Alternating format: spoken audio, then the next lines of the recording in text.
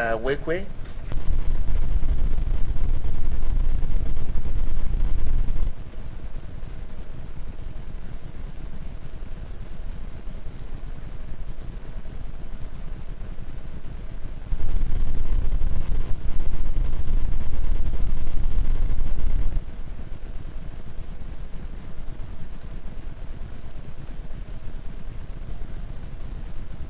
So Mr. Elango is going to present. I think they actually share the work between the two. So he's going to present information about some minerals, I guess, like diamond and other minerals. And Mrs. Wekwe is going to present also another part. So I think we actually have two interesting presentations here tonight. Good evening, everybody. Masango Banyango, Molabwa Batubese. It's an exciting opportunity for us to be here. Maybe a little bit of a background of signs of the times that we're living in. Marie-Flo and I, about 3 years ago, we belonged to a forum. It was about 4,500 investors and entrepreneurs online around the world, all of them focused on opportunities in Africa. I happen to be member number 85 about 3 years ago. It has since grown. We've held meetings around the world. I've hosted a few in Atlanta. But somehow or the other, over the course of some time, Marie-Flo and I bumped into each other. We talked, exchanged emails, made comments on some things that we were interested in. We had different backgrounds. I'm an engineer. She has a background in finance. we narrowed in on mineral resources, something that we were both interested in. And then at some point, after talking about it for long enough, we decided to do something about it. That's the power of collaboration.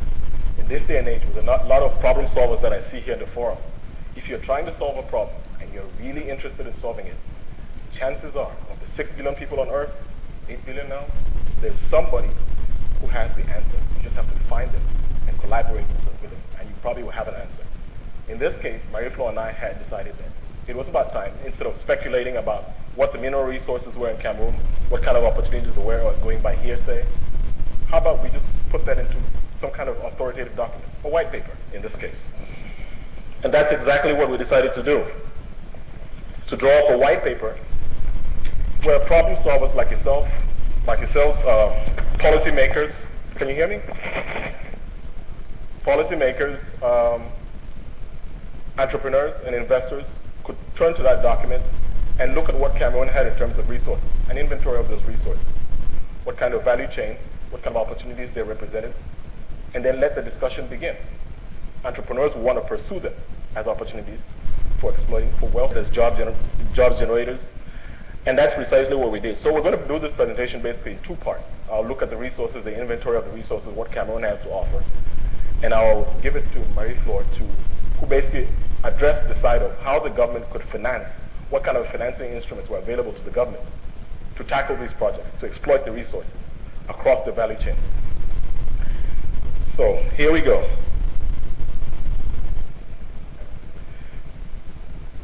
Short list, abbreviated. It looks like a lot, and it is a lot for a small country. Now, before I proceed, let me just put this in mind. There's a quote. Maybe you can take away this before you go home tonight. There's about 3 regions in the world where there's a medium to high probability of the discovery of large quantities of non-hydrocarbon mineral resources. One of them is in Western China, one of them is in Arctic Canada, and the other one is in Cameroon. It's a mineral belt. 80% of Cameroon's landmass sits on that mineral belt that stretches from Cameroon all the way towards Rwanda. Cameroon basically sits at the big end of it, 80% of the country. So this is just an inventory of what has been found. What you will see here today is just what has been found. And they expect that over time they will find a lot more. That again is just a map of what has been identified so far. Everything from gold and tin to rutile and cobalt. There are already a lot of companies that have been exploiting these, have been given contracts to exploit them. I mean, details are not available publicly. You only get anecdotal evidence here and there of what may have been done. And financially, I don't understand them, so I turn to somebody who was an expert to understand what they could have been doing. Sometimes it looks like counter trade, but it may be a different kind of instrument. And that's why there was the power of collaboration here, because I brought my side of the expertise. I could look at it from one angle, and Marie-Flo could bring a little different kind of expertise, and she could kind of do a dissection. This is what they probably needed. That's the mineral belt. You see that big end? It basically, the picture is not exactly clear, but the pink basically covers most of Cameroon, and I try to enhance it a little bit. It's not exactly clear. But that's the quote that I mentioned earlier. That's probably a clearer picture of what that belt looks like. And that's the pink zone, which represents most of Cameroon, all the way to the northern tip of the country. Now, somebody mentioned earlier that the Chinese had found oil in northern part of Cameroon, in far north province, region, I don't know what to call it. It's basically the same belt as where the oil is being drilled in Chad.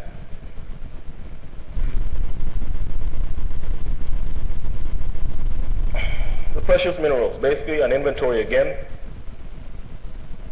Gold, base minerals like tin.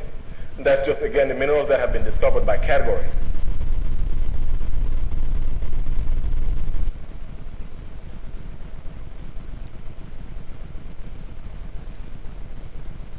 Now again, a lot of the original report itself is kind of peppered with enough information where, depending on what your background is and what you're looking for, you probably would find it in there. If you're an entrepreneur and you're using aluminum, for example, and going up the value chain, I've heard in Cameroon they use aluminum to make pots, and inside those pots you can cook ekwang. Is that correct? Well, well, we're talking about value here, and I prefer the ekwang if you ask me. but anyway, again, I try to categorize these resources in different ways. This was a particularly interesting one. I just did it basically for the intellectual exercise as much as for the illustration. Now, the United States keeps a defense stockpile that is critical for its national defense and industrial supremacy. These are critical resources that the United States must have. Now, I decided that, okay, what is it in this inventory that Cameroon has? There's about 30-something of them. Cameroon has about 13. So these are the three categories. Geostrategic, which has platinum, and there's the industrial. I'm sure most of you can read these kind of charts. There's fuel, and those are three. And you see all those in the middle fall in almost the three categories. Now what you see there with the stars, those are materials that are important to American defense interests. And the one with the blue square is interested to the United States industrial and defense interests. Just so that, again, when you're doing policy planning, I'm not an economist, by the way, I'm just trying to illustrate for people who are interested from different aspects of different parts of society, in business or otherwise, to start looking at what these opportunities represent. It's not just the minerals on the ground, but across that value chain, what it ultimately means and what it means for your potential customers. Where are you going to invest? And a lot of these investments are capital intensive, but it's your country, isn't it? I mean, if we don't start looking at these with an eye to making business decisions, policy decisions, I mean, many of the people who are going to be making decisions before another generation might just be somebody in here. But again, it was essential that we go back and do the homework. And Eric Chinger mentioned earlier that sometimes we need to drill down and get that baseline information, intelligence up, so that those decisions can be made by anybody, including people who are just business interested. And that's exactly what we're trying to do here, just illustrate. If you're going to make those decisions, what exactly does it mean that Cameroon has platinum? Who would want it? Why would they want it? How much price do you charge for it? Those are questions that you need to know, so you don't give it away. In the case of the diamonds, we only heard that the contract had been made with Chinese, with the Korean. And it wasn't exactly clear on what terms. Until a few months ago, the Koreans showed up with a master plan for railroad development in Cameroon. I'm not sure they're supposed to build it in a partnership, but they weren't sure exactly how we're paying for it. Is it a counter trade? Again, whenever the questions arise, and I had questions, I turned to somebody who had a relevant expertise, Marie-Flo.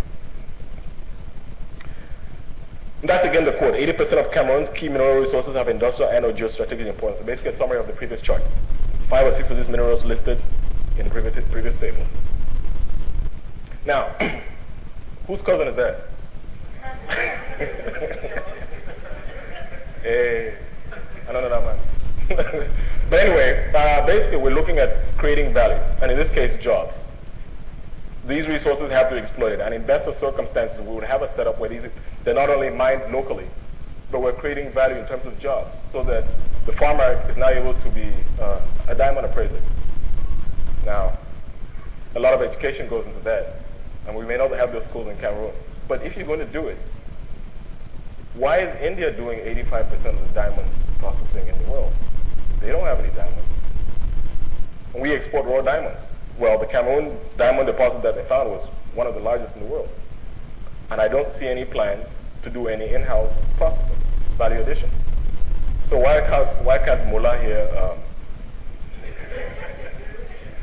why can't Mullah here become a, thank you. And basically, these are basically the activities that go to the mineral resource. Opportunities for job creation in this case. And we were basically just looking at direct employment, the person who has to go and work at the mining sector. But there's all these opportunities where jobs need to be created, and somebody has to plan for it. And even if they don't, there's the private sector. Many of you all who are here today who are interested in creating wealth, solving problems, finding opportunities. And some of the people talk to you about how some of these things can be financed. And some people have expertise. I hear there's somebody here from somebody here. Have relevant expertise. Now, when they look at something like this, they start seeing opportunities. They're not just looking at a chart where with numbers and stuff. They're looking at where opportunity sectors are. And that's all what we try to just capture, the big picture. Take a look at the picture from the top down. Somebody's making those decisions. Right now, many of us are not engaged in that process. And part of the reason why we're not engaged in that process is because we're not informed. And again, the point of this whole exercise was to empower people like you in places like this who are stepping up to start to say, okay, what is it we have to do to participate in the process? Now, these are some of the lessons that we have from India, for example. It's easy just read through this as it scrolls out.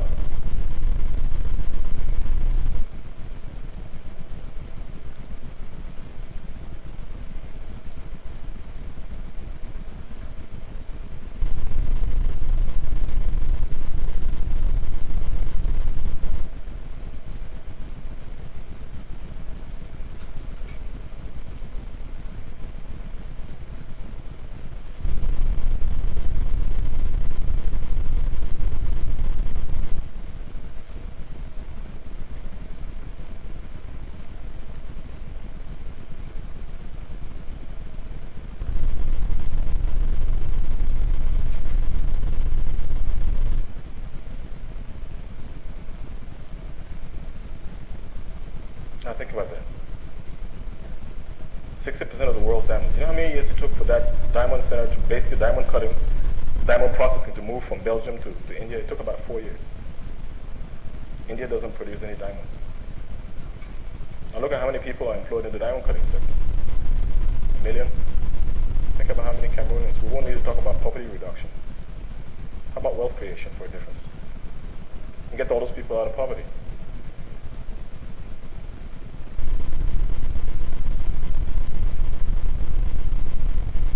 That's an assessment of the global demand for the diamond value chain, what it means. I'll just leave it for you guys to read it and kind of assess it for yourselves. There's a lot of money to be made in the chain. The only thing is Africans, Cameroonians in particular, we're spectators, if we even know that the game is being played. And this is really just to empower all of us to be able to go back and think about this. If we're not engaged directly, we know somebody who could act on this kind of information. If we can't act on it because we don't have the expertise, like Mr. Elango said earlier, find somebody who has the expertise, who needs your help. And if you're a guy and your wife asks for diamonds, now you know where to get it. Can't go back and tell her that you don't know where to find it, because I know your country has plenty of diamonds. It's probably some in your grandfather's backyard too. Go dig it.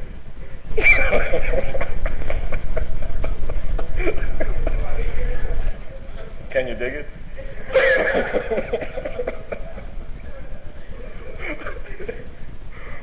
That is the diamond pipeline, value chain. Now remember now, it's not just, in every step of that chain, about 85% of the value of the diamond is the value of the diamonds itself. Now, there's very little margins to be made in the jobs that go into diamond processing.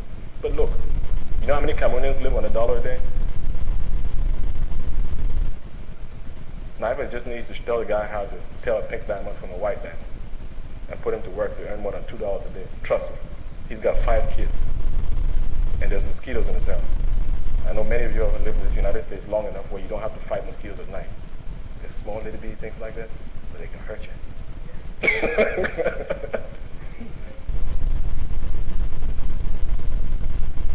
Now, the diamonds, the deposits that are in Cameroon is estimated at about 936 million carats.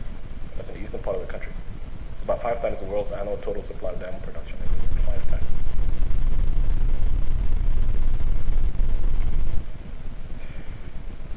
That's the diamond value chain again. Everything from mining production to retail sales. Now look at that. You know what Cameroon's budget in 2007 to 2011 was? $22 billion. That's about the value of all the diamonds sold wholesale in that year. You guys are sitting on 5 times that amount. Your 9-to-5 job that looks so good. Look, I know I'm trying to, this is late in the day and we have to make this thing interesting. But I'm trying to get your attention. I don't want people to go away today thinking that this is just an exercise in intellectual curiosity. There's serious decisions to be made. Most of you who took the time to come to this event are serious people. You show it because you marched to this place. Now, this is information that could make you a lot of money. Act on it. Cameroon's value proposition is basically this, summarized.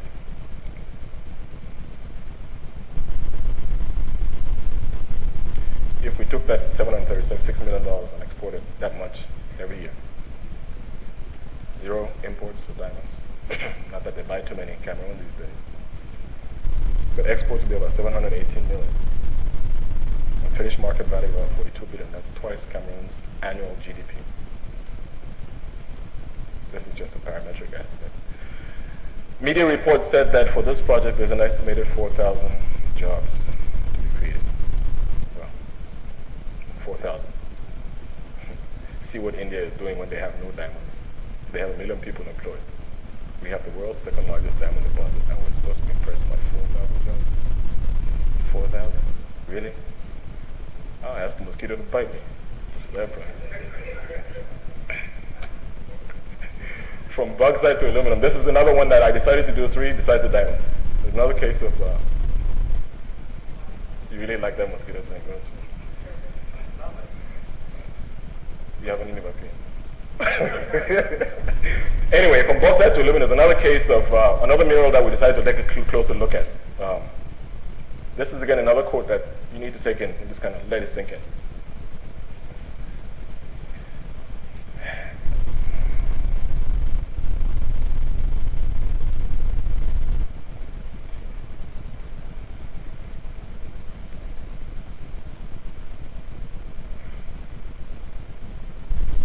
Most people don't even know this.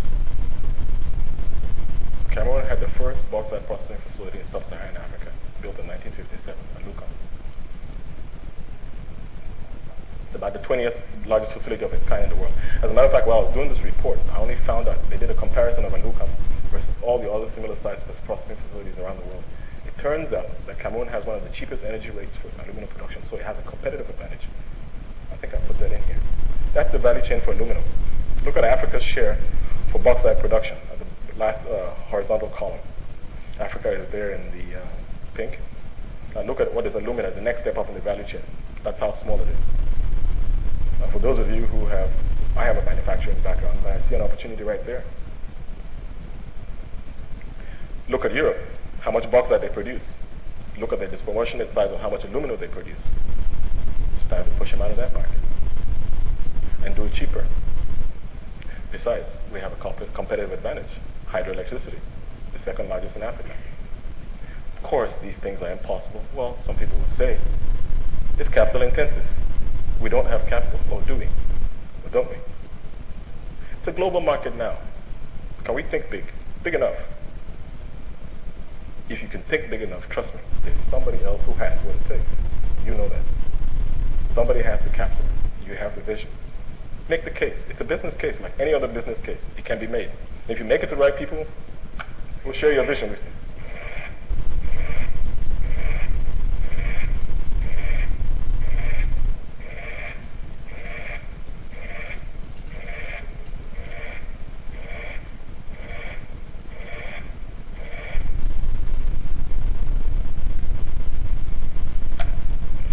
That is Cameroon's competitive advantage in the aluminum sector, 1995 to 2005. Right there along the XY axis is that little country piece of real estate that belongs to you and me called Cameroon.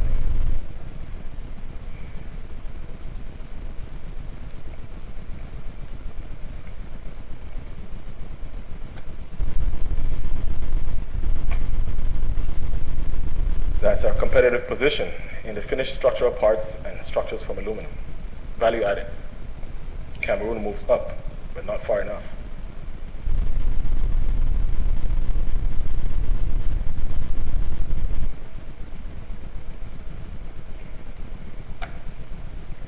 So, what does it take to go from 100,000 tons, which is what Alucam produces today, to 300,000 tons, which is the target they're working on? Like everything else, it is not a straight road. But for better or for worse, in Cameroon now it's being done. Planned expansions for Alucam means it will go from 300,000 tons a year to 100,000 tons a year to 300,000 tons. To be able to do that though, it needs the energy. Abundant supply of cheap energy. Where do you think you can get it? It happens to be locally made in the Sanaga River in Cameroon. So the government has gone about investing 180 megawatts by AES-Sonel. And the new plant will consume about, well, probably double its size of 1.3 million megawatts, which is how much Alucam is consuming now. And this is basically, I did a parametric estimate of what it will take to go from 100,000 tons a year to 300,000. Direct employment jobs will go from 977 to 2,391.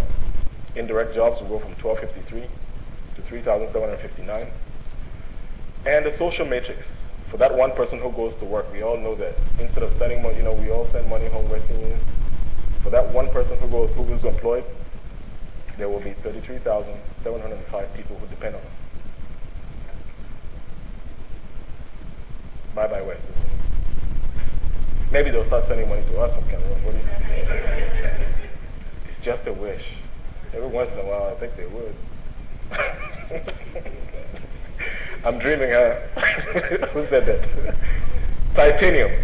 Another of the three minerals that I decided to do for this study, just to illustrate where the value is in processing in-house and calling on people like you to do it.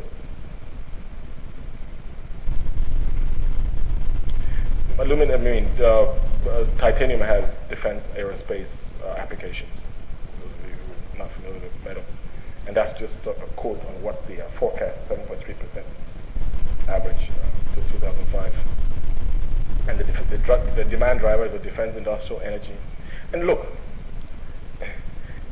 now we know why some people come knocking on your door. So, somebody leaves all the way from China and comes to meet you in the village and starts knocking on your door and calls you sir. There's gold behind your house. Just tell them, say, nice to meet you. I'm going to go dig. Titanium is one of those mineral resources, the people who need it. I mean, look, trust me, it's going to be a long time before we start making aluminum pots in Cameroon out of titanium. As a matter of fact, if we did, people would get robbed because they are pots. It's an important mineral, it's an important metal because it has, like I said, defense and industrial and medical energy applications. So this is something that if we're going to do it, you need to find people who are willing to buy it. And a lot of them are here. Don't tell them yet that we're going to charge them. But somebody has to sell it. And you guys have to do it. And that's just the value chain for titanium.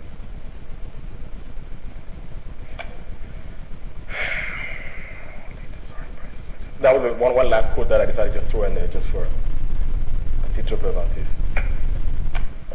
And look, it's great to be here. It's great to meet so many wonderful Cameroonian professionals. It's exciting. It's an exciting road now. I mean, just before we came here, somebody called. He works on Wall Street. He happens to be from the Congo. He found this report online, much as you did. He said, Eyembe, where you live? I said, it depends who's asking. I said, the IRS.